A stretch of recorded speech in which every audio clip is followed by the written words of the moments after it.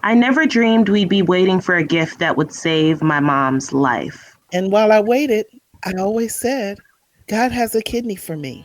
And when it comes, it'll be perfect. That's my mom, Monica Fox, kidney transplant recipient and Director of Outreach and Government Relations for the National Kidney Foundation of Illinois, and the host of this podcast. I am Olivia Fox, Outreach Specialist for Gift of Hope Organ and Tissue Donor Network, and this episode is special because I'm taking over for my mom as host and will be sharing our journey. So take me back to the beginning of this story. 2013, when you were diagnosed with kidney failure. I'll never forget the date, November 13th, 2013. I went from work to the ER to the ICU. The last thing I recall personally is driving to the ER and sitting in a wheelchair at the registration desk. Then I recall my sister Betty saying your heart rate is high and erratic and your kidneys have failed. Your kidneys have failed echoed in my head, and all I could think was, how did that happen? Then she said, you've got a real fight ahead of you. What are you going to do? I said, I've got to fight because Olivia needs me. She said, they need to put you to sleep to stabilize your condition. I said, okay, but I need to know who is responsible for waking me up. The cardiologist seemed to appear from out of nowhere to answer my question directly. I explained that I had a daughter in college who needed me, and he said, I'm going to wake you up, and I will make sure that you attend your daughter's college graduation. Spoiler alert, I attended that graduation. I later learned that after putting me into an induced coma, they used the paddles to shock my heart back into rhythm, put me on a ventilator, got me stable, inserted a chest catheter, and gave me my first of many dialysis treatments. And there I was, unconscious and fighting for my life. They had said that I wouldn't survive the first 24 hours, but I did. And when I realized that that had been my fate, I said to myself, God saved me. There must be something he has for me to do, and it's going to be my mission to figure that out. These are my thoughts as I listen to the sounds of the ICU. There are so many different sounds. The ventilator, the blood pressure machine, the pulse oximeter, and then there are alarms. Oh gosh, the alarms. All I can see is the ceiling, and I don't know if it's day or night. Then I learned that my mom had gone to the airport to pick you up, and I thought, have I died or am I dying? Why have they flown Olivia home from college? And then you walked in with your beautiful smile, but with tears in your eyes. And I just wonder, how'd you feel when you walked in that ICU and saw me hooked up to all those machines, not even able to say hello to you? Well, it was like nothing I had ever seen before. Growing up, you were never sick. You don't have any other chronic illnesses. I can barely remember you having a cold. So to walk into not only this news of what's going on, but also all of the machines beeping, and there was a tube going in your mouth and down your throat, and it was like nothing I could have ever imagined. And so I knew that I had to be there at that time. Um, and I knew that I had to be there for you. I kind of became your daily caregiver while there were outstanding nurses and doctors that were taking care of you 24/7. There's nobody like your family that knows you inside and out. And so I was that person, that person, the family member that was there with you daily. And I still maintained my schoolwork. As you mentioned, I was in college at the time. And so I knew that I could bring my schoolwork home with me. And so I did that. And the doctors even today still laugh remembering my cheetah print laptop with pink case, because I would be sitting there right in the ICU with you, keeping up with my schoolwork, but also diligently working as that caretaker to be the liaison between the doctors and nurses and the rest of our family, to let them know what tests were being done, let them know what outcomes had been found. I was that person. So I would take copious notes. I had a notebook that, you would have thought I was in med school at the time. I was studying mass media communication and English, but right then I was in the medical field, and I was working to keep up with everything that was going on with you, so that our family could make whatever necessary decisions needed to be made at that time. And so I spent that time with you in the ICU. And then from the ICU, you went to a telemetry unit for a couple of weeks. And from the telemetry unit, it was time for you to either go home or go to a rehab center. And you chose the rehab facility.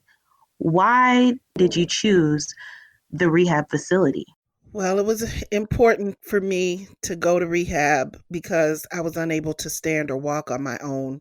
And I didn't want to go home and be an extra burden on the family. But before I continue about that, I just want to go back to the ICU and you being there. It's important to say that you were my voice at that time. When you're on a ventilator, you can't speak. And I was at times even strapped to the bed because the discomfort of being on a ventilator, and having pain and not being able to express yourself can make a person combative or make you feel like trying to pull the tube out. So, for your safety, often they restrain your hands. And so I was not able to express myself verbally or even in writing. But somehow you were able to know what it was that I was trying to express. And you would be able to tell the doctors because I could hear what they were saying when they were in there, but I couldn't answer them. And for instance, there was an emergency surgery that they needed to perform, and they were concerned that I might not be strong enough to make it through that surgery, but they felt it was important to do the surgery. And I wanted to say to them, I'm not afraid. You do your part, and God will do the rest. And you knew what I was feeling, and you expressed that to them. And I remember nodding furiously. And that's just remarkable. I think that just really speaks to the bond between a mother and her daughter. And so although you were there for me like that, and I had so much amazing support from our family, from my sister Betty, who was, she had to work every day, and my nephew was only 6 years old, so she had lots of responsibilities and to keep up our house that we share together. She was right there supporting me as well, being an advocate for me with the doctors once you communicated everything that was going on, and my parents. But I didn't want to come home and not be able to be as independent as possible. So I decided to go to a rehab center where they had not only physical therapy, but also dialysis in house so that I could get all that I need. But my goal and my focus was to be able to stand and walk on my own so that I could at least get myself to and from the toilet, and that it would not be a huge burden to get me back and forth to dialysis. And although it was a very difficult time, I couldn't have done it. I couldn't have done it without the support of my family. The food in that place was horrible, and you guys brought me all of my meals. We snuck all kind of stuff in that rehab center. And you encouraged me to go to physical therapy extra times because the therapists were so kind. They knew what my goal was. It was now getting close to Christmas. I did not want to be in there at Christmas. And so they allowed me to come to physical therapy instead of just 3 times a week, 3 times a day if I was up to it. And you would encourage me to take a nap when I got back from physical therapy so I could wake up and have energy to go back again. And therefore, I was able to get out of there in just 3 weeks and to be home for Christmas. So, again, I have to ask you, why did you show up every day during? You were on Christmas break from college. You could have been hanging out with your friends, having a good time. But there you were, sitting with your mom, taking care of me, advocating for me. Well, you had always been that for everyone in our family. You had been that advocate. You had been that person that helped deal with any medical issues that anyone was going through. And so it was just kind of in me to know that that's what I had to do at that time. And I had to be that for you. And I learned everything that I knew from you. And so there was really no option about why I was there every day. You always said from the beginning, even I feel like during the time in the ICU where you could barely talk, and sometimes when you weren't strapped down, you would scribble things down and I could kind of make them out and see what you were trying to say because they would tell you, don't talk, Monica. You can't talk with that tube down your throat. But you, from the beginning, always said that God was bringing you through this for a purpose and you had to figure out why. And so it was my mission to help you figure out why and to make sure that you made it through so that you could figure out why, what purpose was behind this. Our family, was impacted on many different levels, but as you mentioned, it took all of us. It took your parents, my grandparents, it took Auntie Betty, it took all of us, cousins, aunts, uncles, everybody, to make sure that you made it through this and to support you making it through this because it impacted our family again on every level possible.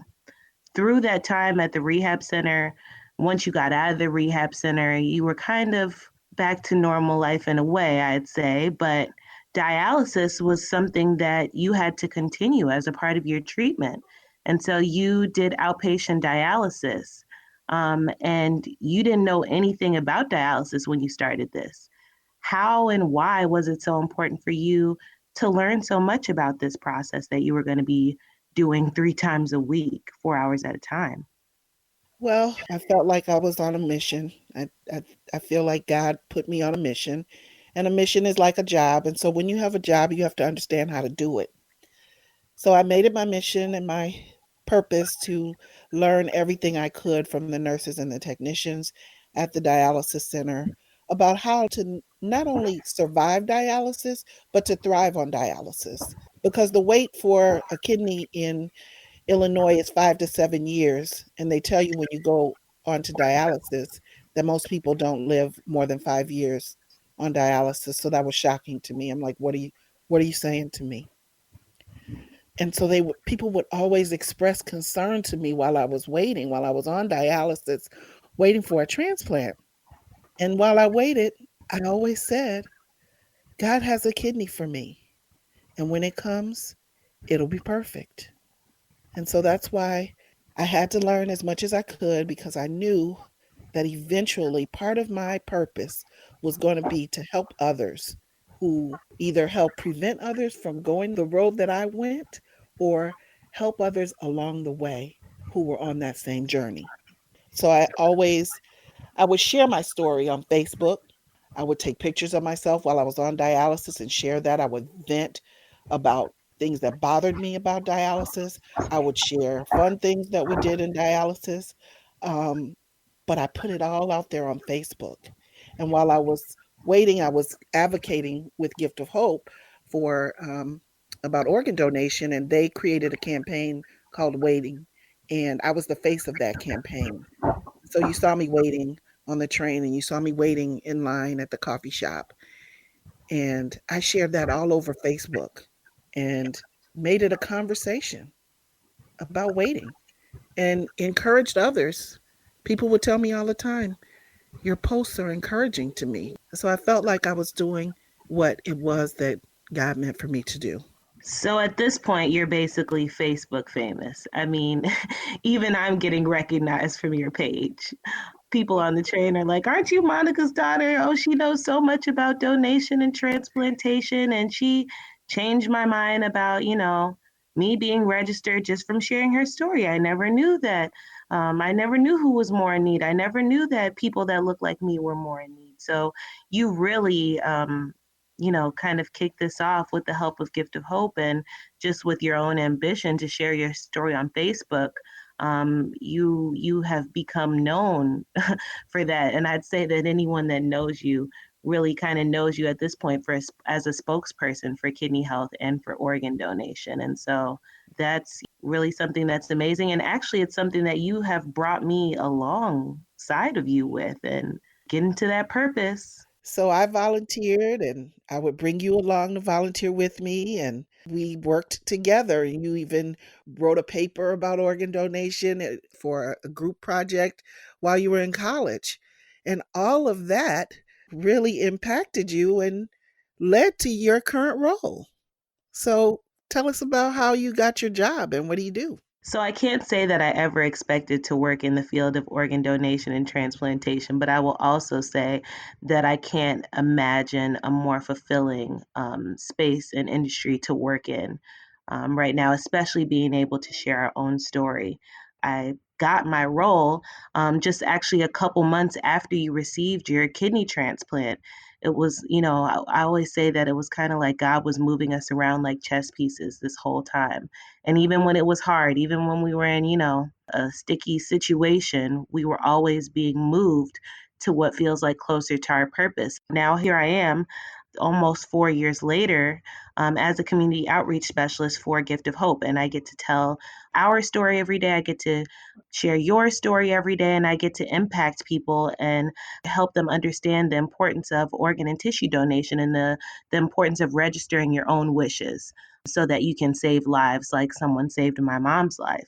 This podcast is a beautiful example of collaboration between Gift of Hope and the National Kidney Foundation of Illinois to share stories about people dealing with kidney disease and transplantation and donation. And so this collaboration is key because about 60% of those that are on the transplant waiting list are waiting for a kidney. So that's a good amount of the list, right?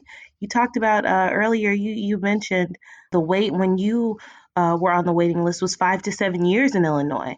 And so 60% of the people that need any type of transplant are waiting for a kidney. And so it's important that the community continues to see our two organizations partnering together. So here we are at my favorite part of the story, the miracle. So you and I have always had early morning conversations, and I will never forget one morning our conversation was interrupted by a phone call. Can you tell me about, or at least remind me about what this phone call was like for you and what it was about? Yes, so I remember vividly it was about 7 a.m. on a Monday morning, and we were chatting, and my phone rang, and I recognized the name that came on over my phone, but it wasn't someone who I talked to regularly that would usually call at that hour of the morning. It was one of my sort of distant relatives who had offered to be a living donor for me at one point, but that didn't work out. And she called and she shared a story about a family friend of hers whose uncle had been injured in an accident and they were preparing to donate his organs. And she asked me if I was still waiting for a kidney, and I told her yes. And she asked if she could give them my name and number. And in that moment, my heart stopped, and I thought, oh my God, could this be it? Could this be the time that my gift is coming? So I gave her permission to give them my name and number. And I hung up and I was stunned. And you said, who was that? What happened? And when I explained it to you, you couldn't believe it. And we immediately just stopped and prayed. And then I thought, oh my goodness, this was the week of Thanksgiving. And I was baking cakes and things for other people as a hobby. And I had cakes to bake that day. And I said, oh, what do I do? I have orders to fill. And so immediately I got a call back from the OPO, the Organ Procurement Organization in Memphis, where the accident had occurred, who asked for my transplant coordinator's number. And oh, the calls just started coming. But the amazing call that I received was from his daughter. His daughter called me directly to tell me that her father was a match for me. And that was the call that saved my life.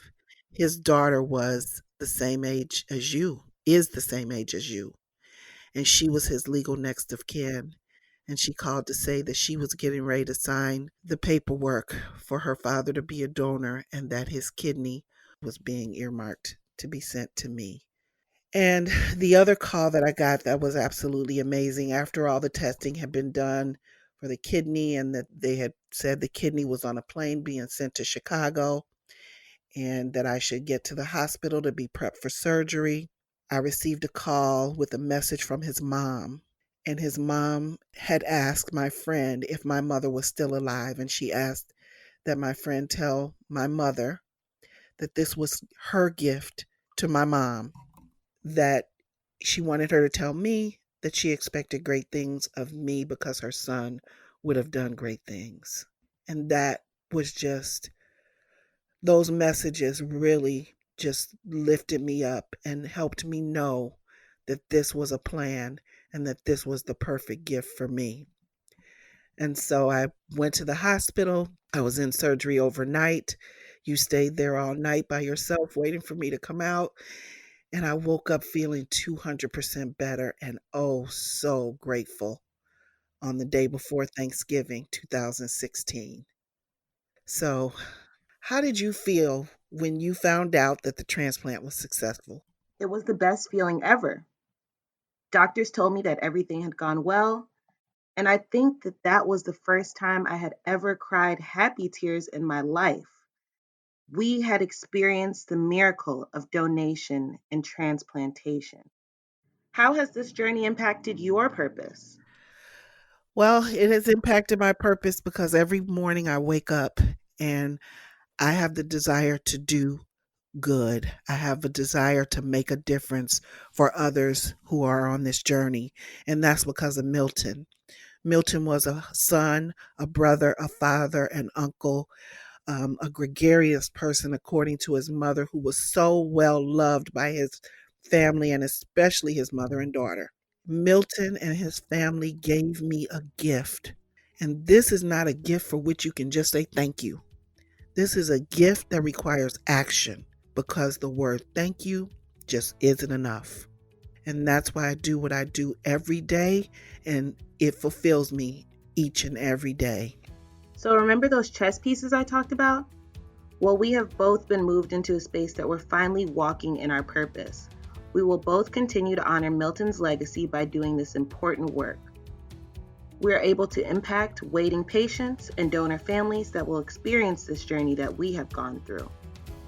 We are forever thankful, extra thankful, to Milton and his family for this life-saving gift. This has been The Journey Continues, a podcast from the National Kidney Foundation of Illinois. I'm Olivia Fox, and it's been a pleasure to be your guest host for the day. And I'm Monica Fox, Olivia's very proud mother and your usual host. Thanks for listening. Thanks. Are you a registered organ donor? Have the conversation with your family. If Milton hadn't discussed his decision with his daughter and mom, I might not be here talking with you today. I'm so grateful that he did, so my journey could continue. If you'd like to learn more about advocating for organ donation, visit giftofhope.org. At NKFI, prevention is a major part of our mission. That's why at the end of each episode, you will hear a nutrition tip. Here's Dr. Melissa Prest. Here is today's nutrition tip about food safety. Food safety is important for everyone, and it's especially important for people after receiving a kidney transplant. The Center for Disease Control and Prevention, or CDC, estimates that every year roughly 1 in 6 Americans, or 48 million people, get sick, 128,000 are hospitalized, and 3,000 die of foodborne disease. There are 4 basic principles of food safety: clean, separate, chill, and cook. Clean. Wash your hands often for at least 20 seconds and keep surfaces clean, including shelves, countertops, tables, refrigerators, freezers, utensils, pots and pans, and cutting boards. You can rinse off your fresh fruits and vegetables with cold water before eating or cutting. Separate. Keep ready-to-eat food separate from raw meat, fish, poultry, and eggs. Use 2 cutting boards, one for raw meat, poultry, and seafood, the other for ready-to-eat foods, including breads and vegetables. Discard old cutting boards that have cracks, crevices, and excessive knife scars. Chill. Refrigerate promptly at 40 degrees Fahrenheit or below. Make sure your refrigerator is set below 40 degrees Fahrenheit and freezer is at or below 0 degrees Fahrenheit. Keep a refrigerator thermometer in your refrigerator and check it regularly. Refrigerate perishable food as soon as you get home from the store and all other leftover foods from a meal within 2 hours. And make sure to thaw and marinate foods in the refrigerator instead of the countertop. And finally, cook. Cook foods to proper temperature and always use a food thermometer to check the doneness of meat, chicken, seafood, and dishes containing eggs. You can find out more about food safety and proper cook temperatures at cdc.gov, fda.gov, and foodsafety.gov. With today's nutrition tip, I'm Melissa Prest, a registered dietitian nutritionist and the foundation dietitian for the National Kidney Foundation of Illinois. The Journey Continues is brought to you by the National Kidney Foundation of Illinois and sponsored by Donate Life Illinois. To learn more about kidney disease and living donation, visit www.nkfi.org. To register to become an eye, tissue, and organ donor, visit lifegoeson.com. If you enjoyed what you heard today, please subscribe to and leave a review for The Journey Continues in Apple Podcasts or wherever you like to listen. This podcast is produced by Rivet. To hear more great podcasts, visit rivet360.com.